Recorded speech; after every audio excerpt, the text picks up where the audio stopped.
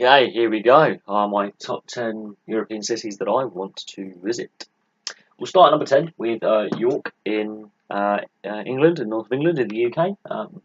Very famous as a medieval city, also very famous as a Roman city in the Roman Empire. Obviously settled by the Romans, then the Saxons and Vikings fought over it, became a Viking capital of northern England, and then very important in the Middle Ages, medieval kings and queens of England, and in more recent times, more famous for confectionery and sweets. Yeah, the Rowntree's factory is in York, and there's also a Nestle factory in York as well. So very, very important when it comes to the British confectionery industry. So all your chocolate bars like Cadbury and things like that. If it wasn't for York being an industrial centre for that industry, we may not have had the amount of sweets and chocolates that we have today. Also, sporting terms, famous for its horse race track. So for a sports fan, there you go. Next on the list is Toulouse in France. Now, Toulouse is obviously an ancient city, much like York, very old, very full of history, dating back to Roman times, if not before the Roman times. Also very important in medieval history, with the history and the direction of France. Also in a very good wine-growing region as well, as most French places are. More modern times, under the Vichy regime, they tried to ban rugby league, and Toulouse and Perpignan, southwestern France, was a heartland for rugby league. So they refused to be, bowed by the fascist regime of Marshal Pétain. Famous for its rugby union team as well, and its football team, so it's a sporting city, so if you like your sport, go to Toulouse. Number 8 on the list. Catania on the island of Sicily in Italy. You can see Mount Etna literally from the seafront behind the city. You can go skiing in summer down Mount Etna, so there you go. Catania, really historical city, really, really important for Sicilian history, European history, and world history. Port of entrance for the Crusaders going to the Middle East in the Middle Ages. Famous for its role in the Punic Wars between Carthage and Rome, and the wars on Sicily between Carthage and the Greek city-states such as Syracuse, for example. Been wrecked by many an earthquake and many a volcanic eruption over the years. Obviously, you've got the Straits of Sicily, so you've got Catania and Messina on one side, on the Straits of Messina, and on the other side you have Reggio di Calabria on the toe of Italy. So a really important waterway, beautiful architecture, beautiful history. One of the oldest cities on the list. Beautiful. I recommend to go there. I want to go there. I've been to Sicily. I've seen the Sicilian architecture, but I do want to go to Catania just to see Mount Etna erupt. It's meant to be a crazy yet beautiful yet scary sight. Next on the list is Bratislava, capital of Slovakia. Now, until 1993, it was part of Czechoslovakia, which capital was Prague. Bratislava is one of the few capitals that is on a border. It's also on the River Danube, Europe's longest river, but it's directly opposite the Czech Republic. It's on the border. And it's not actually that far from Austria either. It's really, really close to several borders. It's a mini Prague. It is very, very, very Austro-Hungarian, Central European style, that kind of age of the buildings. It dates back to the Holy Roman Empire, then the Austrian Empire, and then the Austro-Hungarian Empire, which is what it was part of until 1918, when it joined Czechoslovakia. Bratislava, beautiful little city. If you've been anywhere in Central or Northern Europe, many of the cities look very, very similar. Bratislava is one of the more beautiful ones. Yeah, literally famous for being on the Danube. And okay, not as much sporting, side of things. A lot of these cities have got sporting links because of the main channel, obviously. But Bratislava, I want to go there. It is a little mini Prague. It's a bit less mental than Prague in the Czech Republic or Vienna in Austria. It's a little bit more slow paced because it's that little bit smaller. Just that little bit smaller.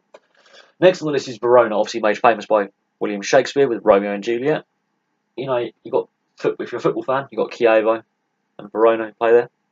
So Serie A teams play in Verona, but it's famous for its history, its food, and of course Romeo and Juliet. So the literature, and Juliet's house is a place that I want to go and see. They now stop your graffiti on it now. It's really annoying, but Verona in Italy, also famous for the violins as well.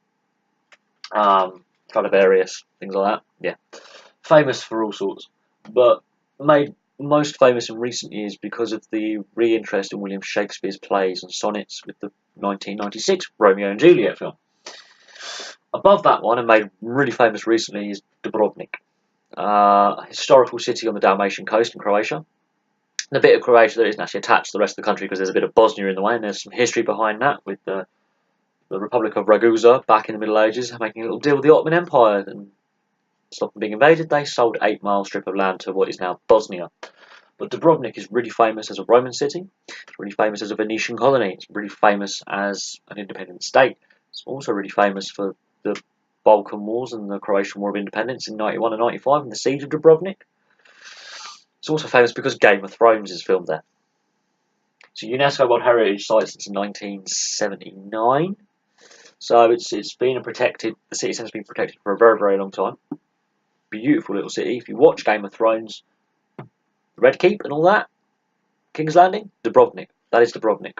Very badly damaged in the Balkan Wars of the early to mid 90s. Really badly shelled, damaged. But they rebuilt it brick for brick, and it is a beautiful place. It's just a beautiful city. I have been to the Dalmatian coast. I haven't been to Dubrovnik. I do want to go. Now, the next one up is Cadiz in Spain. I want to go there. It's the home of the Spanish Navy. It's where the Spanish Armada set sail from. It's also Spain's version of Gibraltar. It's a very, very small city that is very easy to walk around in less than a day. You can explore everything. You don't have to spend a lot of time there. But the history behind Cadiz and the importance to European and world history because of Cadiz, because obviously Spanish galleons would go across to the New World from Cadiz. So colonisation of North and South America wouldn't have happened if it wasn't for this place. Or if it would have happened, it would have happened at a different rate, or maybe slower, or maybe wouldn't have been so successful. Cadiz is vitally important. There have been many sieges and battles over this city, and it dates back to Carthaginian and Roman times. It's a very old city. The top three, crazy. Poznan, famous for its beer, famous for its city square with the clock with the two rams butting each other, and a lot of my friends go to Poznan once, twice a year and really, really enjoy it. I've seen the photos. It is a very beautiful city. It's a very interesting city. And of course, if you're a football fan, do the Poznan. When your team scores, you turn around and you bounce up and down in the stands. So you can do the Poznan. Famous for its beer, its salt mines, you name it. Poznan is the intellectual capital of Poland. And it's one of the few, apart from Bratislava and Dubrovnik, in Eastern Europe. Yeah. Poznan, really interesting city. Obviously, it's an imperial city from the days of the High Roman Empire as well. It wasn't always part of Poland. It's been fought over a lot between the Russian Empire, the Austrian Empire, Prussian Empire, Holy Roman Empire. It's changed hands many times over its history. It's now part of Poland. It's it's a cultural centre in Poland. Many academics go there to the university. Really important city in Polish history, Eastern European history, and world history. Now, the top two are really interesting. Tromsø in Norway is the most northerly city in the world. That has a population of over 10,000, I believe. Also, it has got the most northerly professional sports team in the world in the Tromsø FC, who play in the Norwegian top flight football. You can see the Northern Lights half the year. You are above the Arctic Circle. It's dark about 4 months of the year. It is an interesting place because obviously the football team being so far north, they play if they get to the Champions League or the Europa League. European football is in winter. The Norwegian League is played in summer. So you'll be playing a European Cup match in total darkness. The teams will arrive in total darkness and it'll be about -20.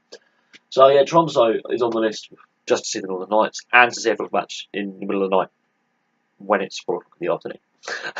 Literally, I want to go to Tromsø and see what it is really like to be above the Arctic Circle and be in darkness for half the year. And top of the list is Bilbao, in the Basque Country in Spain. Partly very historical city for a multitude of reasons, but also home of Athletic Bilbao, who play in the Stadio San Mamés, which has been rebuilt, which is a shame because the old one was nicknamed the Cathedral for a reason, because it was a proper cathedral of Basque sporting heritage. But also, Bilbao is an exceptionally important city in world history. It's got the that weird art museum. Yeah, that weird art museum. If you watch The World Is Not Enough, the opening sequence is shot in Bilbao, and you see the crazy, weird art museum. So if you like your art, you like your football, you like your history, I suggest you go to Bilbao. And that is my top 10 European cities I want to visit. So thank you very much for watching. I want to see your top 10s in the comment sections below of cities you want to visit, not that you have visited. So that's a prerequisite to get on the list, if you haven't been there yet. I have been to Sicily, not to Catania. I have been to Croatia and the Dalmatian area, but not to Dubrovnik. I've been to one of the Dalmatian islands. And, you know, I am planning to go to Poznan soon. That's on the list. The next 12 months is to go to Poznan with some of my friends. And York is not a million miles away, and I can get there pretty easily on the train. So, there we go. Thank you very much for watching. Please like and subscribe, and I'll have some more videos for you soon.